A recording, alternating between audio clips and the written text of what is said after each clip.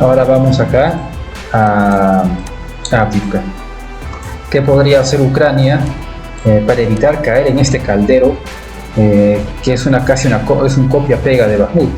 Pues simple, retirarse de Avdiivka y hacia Orlivka y trazar una línea entre la zona industrial de Koke y Skhiverny. Esto haría que el frente se alice, es decir, ya no existiría este caldero que es Bakhmut.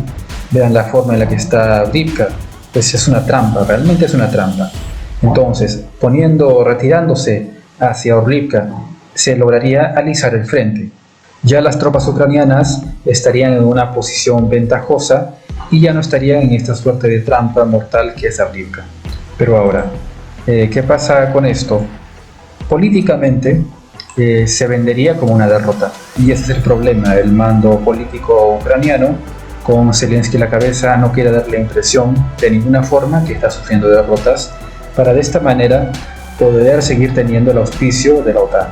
Entonces, si bien es cierto, de manera lógica, lo ideal sería hacer un repliegue estratégico hacia Orlivka y trazar una línea defensiva entre la zona industrial de Koke y Skhiverny, de esa manera alisando el frente, pues la propaganda rusa vendería esto como una victoria rusa, una derrota ucraniana, y por más que, la lógica militar diría que es lo mejor hacer un repliegue estratégico, pues desde Occidente no se vería así. Se vería que Ucrania pues no está consiguiendo los objetivos deseados por Occidente, a pesar de el enorme capital, tanto en material como en dinero, que se le está dando.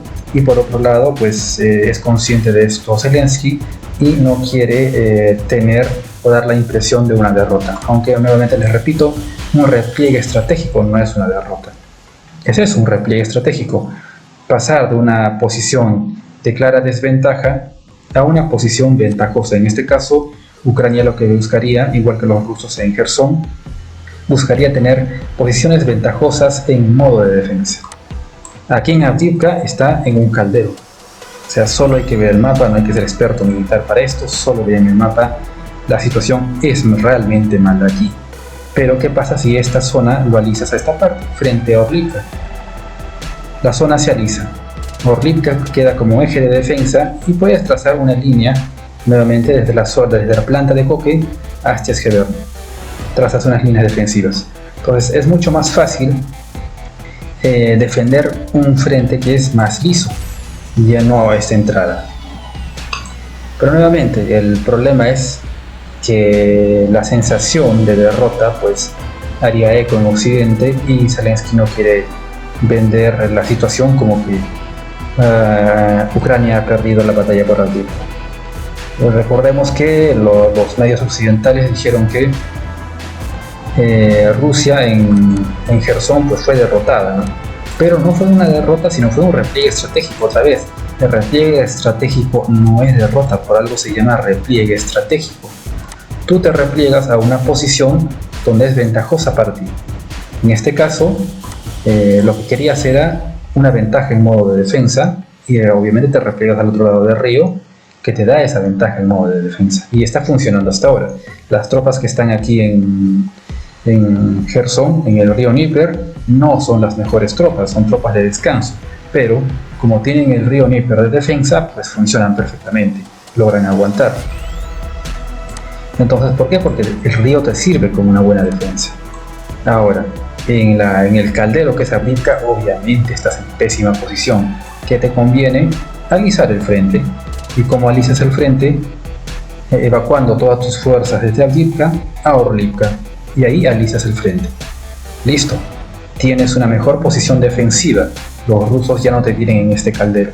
Pero otra vez, el problema aquí es el factor político. El mando político es el que da órdenes al mando militar. Y ya sabemos que Zelensky pues, y el mando político ucraniano van a defender a toda costa, es lo más probable, Avdiivka. Y como ya sabemos, Avdiivka tiene toda la pinta de ser un nuevo barrio. Y ya están comenzando a ocurrir las primeras pérdidas y bajas ucranianas, por ejemplo aquí en las posiciones fortificadas del sur. Ahora, esto que no se crea que solo Ucrania tiene pérdidas en material y mano de obra. En esta zona, ahí los ucranianos han difundido imágenes de varios blindados rusos destruidos, y esto es porque obviamente al haber zonas fortificadas acá, el atacante está en desventaja, y para sobrepasar esto pues tiene que hacer sacrificios. Y es completamente normal las imágenes que han presentado los ucranianos de varios blindados rusos destruidos. ¿Cuál es la diferencia en esto? Que otra vez, Rusia sí puede permitirse esas bajas y Ucrania no puede permitirse esas bajas. Cada blindado ruso destruido, pues Rusia lo puede reponer. Cada blindado ucraniano destruido, Ucrania no lo puede reponer porque se lo está dando la OTAN y principalmente Estados Unidos. Y ese es el tema, depende su material de lo que le dé la OTAN. Por lo tanto, no tiene capacidad de reposición. Peor aún ahora que en Estados Unidos pues quieren que Europa se haga cargo de todo. Y a Estados Unidos no quiere deshacerse de la responsabilidad de darle el dinero, el financiamiento, el equipamiento a Ucrania, sino que quiere echarle la pelota completamente a Europa. Y sabemos que en la OTAN quien pone la mayor parte de la fuerza es Estados Unidos. Habría que ver, número uno, si Europa quiere cargar con esa responsabilidad enteramente sin la participación de Estados Unidos, y si lo hace, si está en la capacidad de sustituir el papel que tenía Estados Unidos al momento de proveer armamento a Ucrania. Pero en el caso ruso es distinto. Rusia sí tiene capacidad de reposición de blindados por el tipo de sistemas que tiene, que están adecuados a su doctrina. Entonces, en este sentido vemos que la guerra de desgaste favorece a Rusia.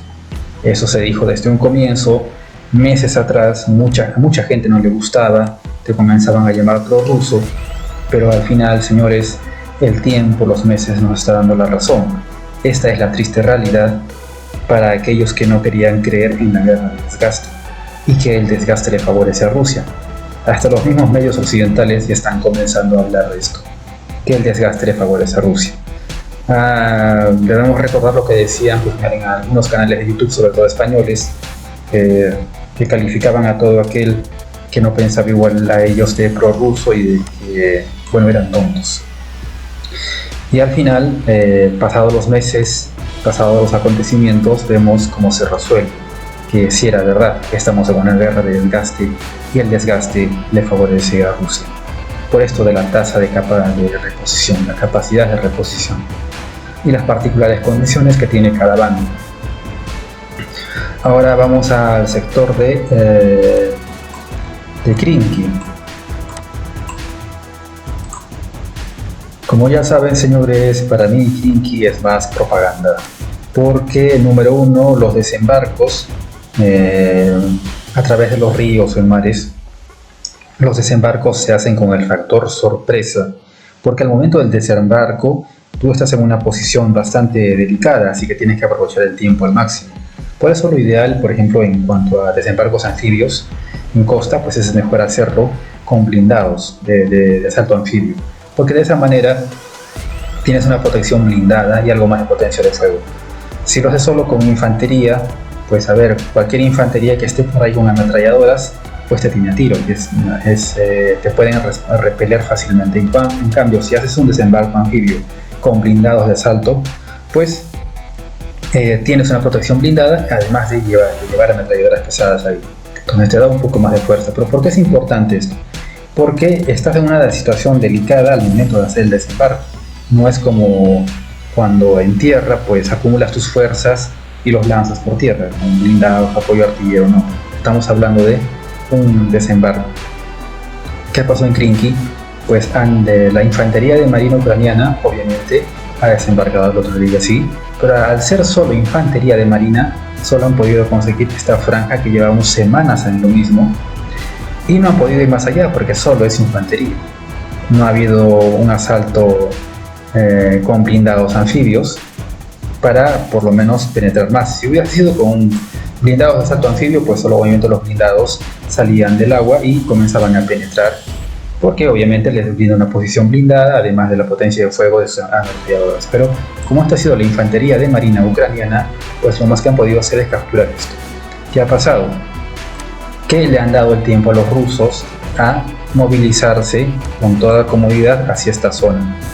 Y ya desde esta zona de bosques, como ya saben, están atacando los rusos a los flancos, haciendo que se concentren cada vez más los ucranianos aquí, bombardeados constantemente por bombas A-500, por artillería y todo eso.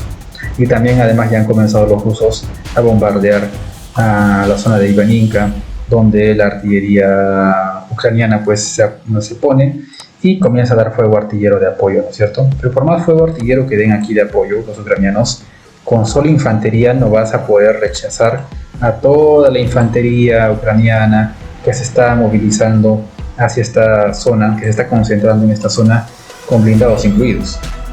O sea, ¿cómo lo vas a hacer? Claro, se ve muy bonito, han cruzado el titular, pero es más que todo propaganda para subir la moral. Vean cómo los puntos, estos cuadros rojos, que son las tropas rusas, se concentran hacia la zona de Klinki. O sea, les han dado tiempo a los rusos una vez más a concentrarse. Por estas cosas se debe hacer los desembarcos contando con el factor sorpresa. No contaron con el factor sorpresa, solo pudieron llevar infantería de marina, no tenían blindados anfibios para salir a la otra orilla y hacer penetración. Entonces no pudieron. Si hubieran sido blindados de asalto anfibio, pues algo más hubieran podido tomar, porque tenían movilidad, protección blindada y todo. Pero nuevamente, como se vio en las mismas imágenes de los ucranianos, infantería de marina llegando en botes de goma, pues solo pudieron tomar esta franja y ya los rusos están en toda esta zona cargando contra ellos y cada vez arrinconándolos más en el centro. Así que la resistencia aquí en esta zona por parte de los ucranianos es un éxito táctico, pero otra vez, la guerra no se define en el nivel táctico, la guerra se define en el nivel estratégico. Y estratégicamente esta pequeña franja, sin mayores posibilidades de llevar fuerza blindada o un mayor número de infantería con la adecuada logística para hacer una penetración importante, pues no tiene ningún efecto estratégico, solo se queda en lo táctico. A partir de la situación tal como está aquí, no puedes conseguir ningún resultado estratégico, que sería, por ejemplo, llegar hasta Crimea. Y esa es otra vez la realidad de lo de Klinki. Por más propaganda que estén vendiendo, que es normal, cualquier gobierno, cualquier de los bandos hace su propaganda, pero la situación se ha estancado en cómo está y ya sabemos qué pasa cuando la situación se estanca para Ucrania. Los rusos terminan sacándole provecho a esto.